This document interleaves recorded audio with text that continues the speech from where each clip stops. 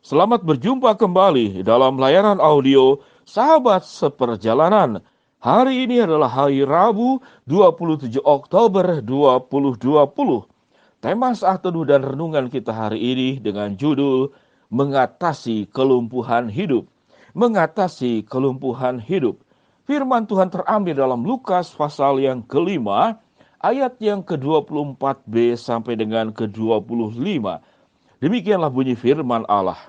Berkatalah ia Yesus kepada orang lumpuh itu, "Kepadamu kukatakan, bangunlah, angkatlah tempat tidurmu, dan pulanglah ke rumahmu." Seketika itu juga, bangunlah ia di depan mereka, lalu mengangkat tempat tidurnya, dan pulang ke rumahnya sambil memuliakan Allah. Mari kita berdoa. Bapa yang di dalam surga, kami ingin menjadi pribadi-pribadi yang sehat secara fisik, sehat secara hati, sehat secara iman, dan sehat secara keseluruhan hidup kami. Dan untuk menyehatkan semua bagian hidup kami tersebut, maka Engkaulah dokter yang menyembuhkan sakit fisik kami dan dokter yang menyembuhkan sakit kehidupan kami. Kami percaya Tuhan, kalau Engkau bisa menciptakan segala perkara di dalam kemahakuasaan, kehebatan, kedahsyatan Tuhan, maka tidak ada masalah sebesar apapun yang tidak sanggup Engkau untuk selesaikan. Di dalam nama Tuhan Yesus kami berdoa. Amin. Sahabat seperjalanan yang dikasihi Tuhan, kita bertemu dengan dua macam kelumpuhan. Kelumpuhan yang pertama adalah kelumpuhan fisik, di mana Yesus menyembuhkan orang yang lumpuh dan berkata, "Bangunlah, angkatlah tempat tidurmu, dan berjalanlah, pulanglah ke rumahmu." Lalu orang lumpuh itu menjadi sembuh, bisa berjalan, dan kemudian sambil memuliakan Allah. Ada bukti-bukti yang sangat luar biasa di dalam Alkitab. Seluruh sakit penyakit yang ada di dalam tubuh kita ini, dengan cara yang mudah dan cara sederhana, orang buta menjadi melihat, orang tuli menjadi mendengar, orang bisu bisa berbicara, orang lumpuh bisa berjalan, bahkan orang mati Tuhan sanggup bangkitkan kembali. Bagi Anda yang sakit, jangan khawatir. Allah mampu menyembuhkan sesuai dengan waktu dan rencananya. Hanya memang kesembuhan itu adalah hak prerogatif Tuhan yang kita tidak bisa paksa, hanya kita bisa mohonkan di dalam doa dan harapan kita. Ada kelumpuhan yang kedua adalah kelumpuhan hidup. Kelumpuhan karena patah semangat, karena putus asa, karena kepahitan hidup. Berbagai macam pengalaman-pengalaman negatif tersebut, tatkala kita tidak sanggup menyikapinya, tatkala kita tidak sanggup mencernanya dengan baik dalam kebenaran firman Allah, kita kemudian menjadi orang yang lumpuh dalam kehidupan. Beberapa ciri orang yang lumpuh dalam kehidupan, yaitu kehidupan yang putus asa, kehidupan yang kacau, yang tidak bisa mengendalikan keadaan, menjadi sulit berpikir secara jernih. Emosi kami dibanjiri oleh hal-hal yang negatif. Kami kehilangan nafsu makan. Kami menjadi orang yang mudah tersinggung, sensitif, mudah marah. Lalu badan kami menjadi lunglai, tidak bertenaga. Lalu perilaku kami menjadi sulit untuk berkonsentrasi, menjadi ceroboh, hilang konsentrasi. Bahkan kemudian kami menjadi orang yang membenci diri kami sendiri. Begitu ragam dan bahayanya aspek orang yang mengalami kelumpuhan hidup. Sahabat seperjalanan yang dikasihi Tuhan, di tengah-tengah masalah hidup yang luar biasa ini, bagaimana kita bisa berdiri tegak? Ya Tuhan, aku ingin berdiri tegak, namun kaki ini tidak sanggup untuk berdiri. Memang tidak ada seorang pun yang sanggup menghadapi masalah kehidupan ini kalau engkau tidak disertai oleh Allah. Pengalaman-pengalaman di dalam Alkitab dan sejarah hidup manusia, orang-orang yang mengandalkan Allah lah yang kemudian yang sanggup menghadapi kelumpuhan di dalam hidup ini, yang sanggup bangun daripada segala persoalan yang terjadi dalam kehidupan kita masing-masing. Ada banyak contoh di dalam sejarah manusia yang orang mengalami kelumpuhan. Salah satu contoh ada namanya seorang wanita namanya Sunak Kirak.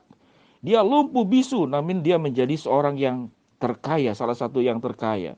Silakan Anda untuk mencarinya di Google dan di YouTube. Sunak Kirak namanya. Ada juga kalau kita mengatakan, waduh aku sangat mengalami hal yang sangat berat dalam hidup ini. Berita terbaru itu di negara Myanmar. Karena pandemik, karena kesulitan ekonomi. uang tidak ada, membeli makanan tidak ada. Sampai kemudian masyarakatnya dalam sebuah tulisan di Tribun, itu masyarakat mencari tikus, mencari ular untuk dimakan. Hidup ini memang sulit. Hidup ini memang berat.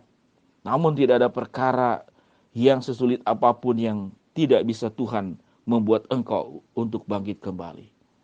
Disinilah di saat-saat seperti inilah kita yang kemudian berkeliling-keliling di padang pasir sebagaimana bangsa Israel yang dibimbing, ditolong, dipimpin oleh Musa. Yang Tuhan mintakan adalah bukan kekuatan kita, bukan cara berpikir kita, bukan hikmat manusia. Namun keyakinan sambil kita berusaha, keyakinan Allah mampu memulihkan segala perkara yang terjadi, kelumpuhan-kelumpuhan di dalam hidup ini dengan caranya yang sangat ajaib. Dengan caranya yang sangat luar biasa. Bagi orang yang pernah melewati badai, bagi orang yang pernah mengalami masalah yang berat bersama dengan Tuhan. Waktu kita tanyakan, mengapa engkau bisa melewati semua hidup ini? Mereka seringkali mengatakan bahwa memang pada saat menghadapi masalah, kegelapan yang meliputi, keputusasaan yang meliputi, semua pintu tertutup. Namun pada saat waktu Tuhan, pertolongan Tuhan itu hadir pada waktunya, maka keajaiban-keajaiban itu terjadi dalam kehidupan kami. Apa yang kita lakukan? Belajar untuk menenangkan diri, belajar untuk mencari penyebabnya dengan tenang, cari sahabat teman yang secara kerohanian, secara kematangan, secara kedewasaan bisa kita ajak bicara. Lalu diskusilah dengan mereka agar engkau mendapatkan pencerahan. Selain tentunya engkau dengan berdoa, memohon kepada Tuhan. Lalu belajarlah untuk menerima keadaan yang tidak bisa dirubah. Sesuatu yang sudah terjadi itu kita tidak mungkin bisa merubahnya. Kalender-kalender tiap hari yang kita coret dari hari ke hari, itu tidak bisa kita kembalikan untuk bisa kemudian kita ubah. Yang kita bisa ubah adalah bukan mengubah masa lalu, namun mengubah sikap hidup kami. Sikap hidup sahabat seperjalanan hari ini yang akan menentukan hari esok apa yang akan terjadi, engkau tentukan hari ini. Masa yang lalu itu adalah sesuatu yang sudah terjadi. Sewaktu engkau meratapi masa lalu, meratapi apa yang sudah ada terjadi, maka engkau sedang tidak hidup di masa kini, apalagi di masa depan. Engkau sedang hidup di masa lalumu. Tatkala engkau hidup di masa lalumu, maka engkau sedang mengikatkan tanganmu, mengikatkan kakimu, mengikatkan tubuhmu, mengikatkan hidupmu kepada masa lalu. Dan engkau tidak pernah akan bergerak maju dalam keadaan seperti itu. Sahabat seperjalanan yang dikasihi Tuhan, ingatlah, engkau tidak sendiri. Ada Tuhan yang menolongmu. Ada orang-orang yang mencintai dan mengasihimu. Ingatlah bahwa badai itu pasti berlalu. Dan ingatlah, masalah itu seringkali adalah untuk melatihmu, untuk menjadi kuat. Bukan untuk menghancurkanmu. Dan ingatlah, bukan berapa kali kamu jatuh, namun engkau cukup melakukan, engkau bangkit satu kali lagi dari kejatuhan. Engkau bangkit sekali lagi dari kejatuhan. Tuhan beserta dengan kita. Kalau orang lumpuh itu bisa disembuhkan, maka Tuhan juga bisa menyembuhkan lumpuh kehidupanmu yang sekarang, yang sedang engkau alami. Mari kita berdoa. Bapa yang di dalam surga, terima kasih buat pencerahan kebenaran firman Allah, agar kami bisa mampu mengatasi kelumpuhan hidup ini. Kami memang tidak sanggup untuk menyembuhkan kelumpuhan hidup kami. Namun Tuhan sanggup menyembuhkan kelumpuhan badan dan juga kelumpuhan hidup. Hamba-Mu berdoa ya Tuhan bagi yang sedang sakit di rumah sakit maupun yang di rumah. Tuhan jamah, Tuhan sembuhkan. Bagi yang sedang menghadapi rintangan masalah kesulitan dan persoalan hidup, Tuhan akan bukakan jalan. Bagi kami yang sedang berharap dan mendoakan sesuatu, Tuhan akan kabulkan dengan cara waktu dan juga dengan kehendak-Mu. Hamba-Mu berdoa ya Tuhan, agar setiap kami masing-masing bangkit dari kelumpuhan hidup dan menjadi orang yang merdeka bersama dengan Tuhan.